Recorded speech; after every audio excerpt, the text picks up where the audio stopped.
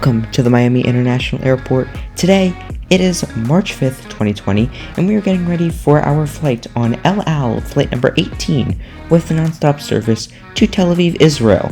Today, we'll be flying in business class, and I'm really excited to check out and see how this compares against the other airlines who may offer connecting services to Israel. El Al operates out of Concourse J in Miami, and they offer access to the Latam Lounge. Now, this isn't the biggest lounge I've ever been to by any means, but I actually really liked it. The views of the airport and the ramp were incredible from here, and I really enjoyed this as a place to sit for a couple hours before my flight. Yeah, I arrived a bit too early, to say the least.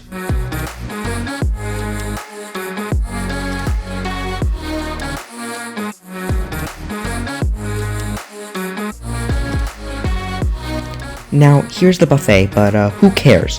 See, I'm an ice cream machine, and if there's ice cream within a 1 mile radius of me, I will be able to seek it out very easily. So, here it is, here's the freezer of glory, and yes, I ate this before I ate my dinner.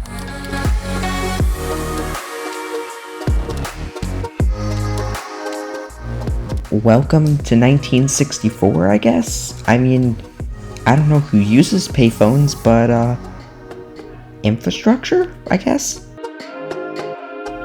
And FYI, because we were delayed for 30 minutes, the lounge is right next to the gate, so why not take another trip there?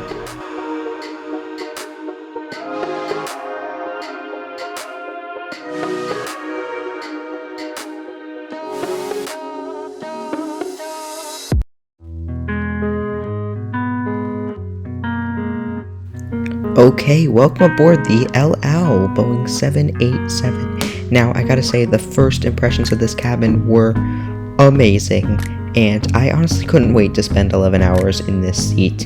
It just looked really, really comfortable, and it was. The seat adjustments were actually very nice, and they worked pretty well. It was in a great spot, so I didn't actually hit it with my elbow, which seems to be a problem on other airlines, which I'm glad didn't happen here. To the right of my seat, there was a little storage cabinet. It came contained with a water and some headphones, which were very nice, and it also had a fully stocked amenity kit. And then lastly, furthest to the aisle, there was a remote which popped out by clicking a button above, and it was very nice, and it really worked flawlessly. There's a hook for a coat up on the front of the seat. That's one big entertainment screen, to say the least. It was very large and very clear. Below that was a pull-out tray table, which pulls out by pulling this little latch, and then it also swivels out to become larger. To pull the TV towards you, just pull that little latch below it, and it pops right out. The TV must be stowed for takeoff and landing, however. The classic 787 windows with the dimmer, not a big fan. I'll get to that later, but I'm really not the biggest fan of that, to say the least. As expected, there's a universal plug under the seat. It worked great, and it was right near the phone storage. A common theme you see among airlines is very narrow footwells, and this wasn't an exception.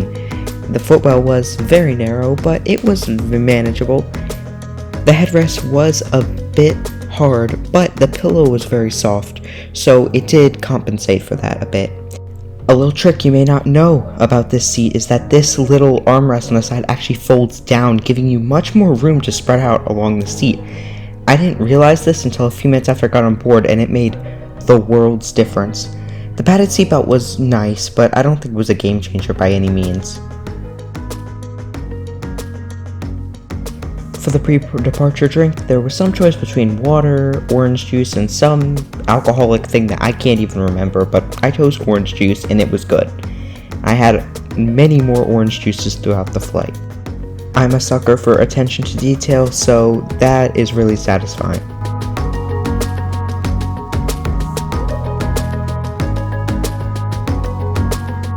ראשית ברצינו להתנצל על העיכוב ביציאה.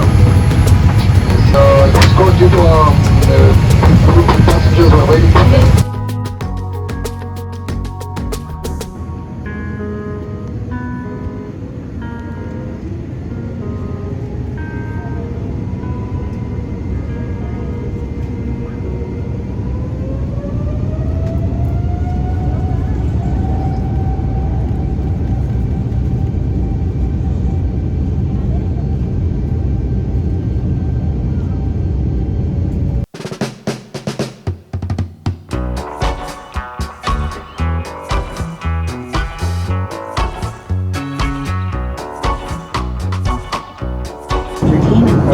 on this flight can be found in the Atmosphere magazine.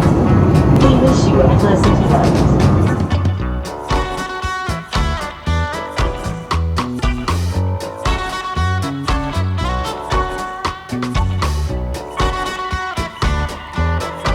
The menu was in both English and Hebrew and offered plenty of options for any palate. Now, I'll be honest, I have a really bad sense of what's hot and not. I get hot very easily, but this towel was very, very warm. And here comes the orange juice again.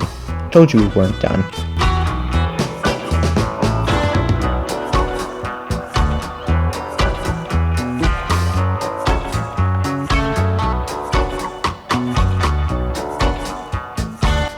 The appetizer and main course were both served on one plate, and despite what it looks like, it was actually very good. I won't say it's the best meal I've ever had on a plane, but despite what it looks like, it actually tasted really, really good.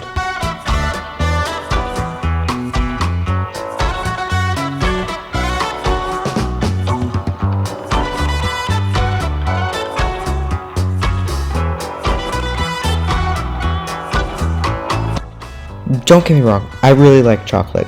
I don't love chocolate, but even though I don't love chocolate, this was the best chocolate cake I've ever had. It was amazing.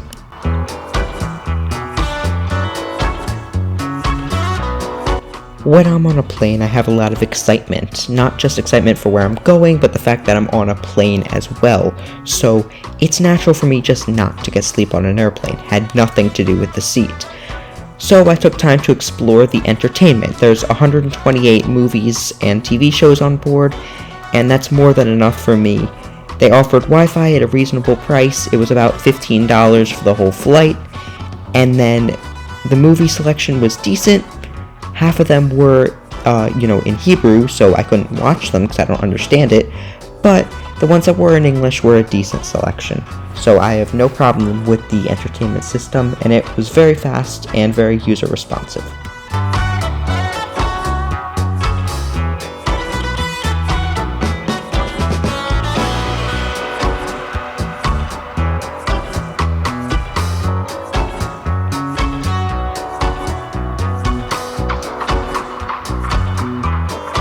For those of you keeping track, this is the third orange juice of the flight so far.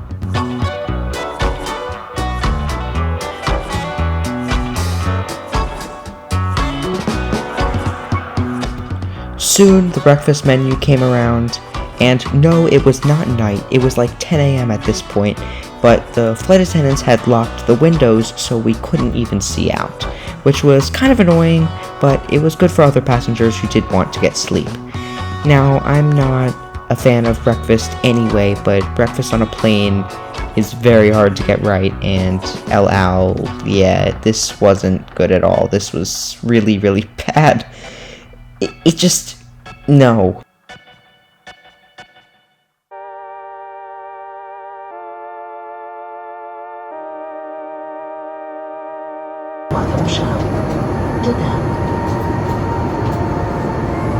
Ladies and gentlemen, we have started our descent in preparation for landing. The flight attendants came around with a pre-landing candy, which was appreciated. Ladies and gentlemen, the captain informs that our landing will experience turbulence. Overhead compartment designated by the exit door requires no more personnel.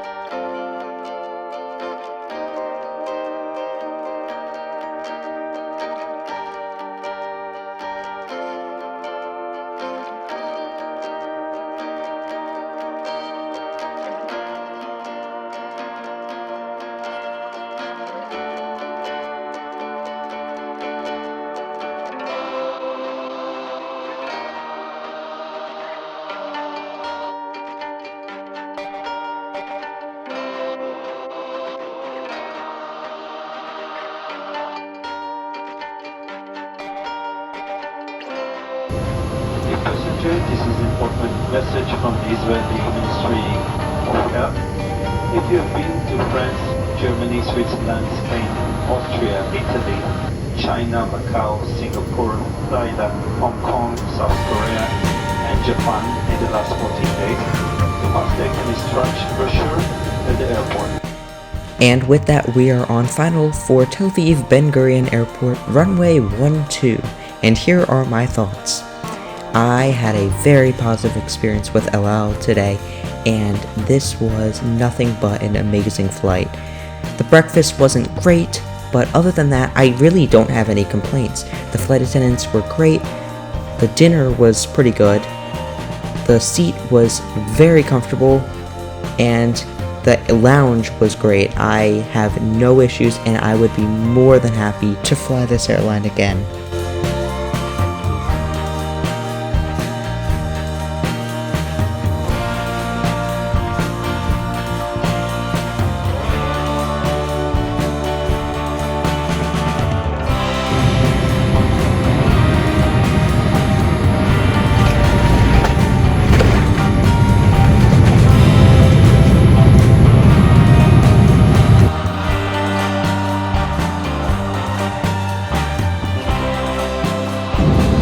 גבירותיי ורבותיי, ברוכים הבאים לישראל.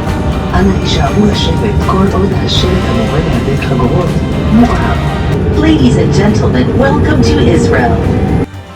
And that's really it, so thank you guys for watching the video.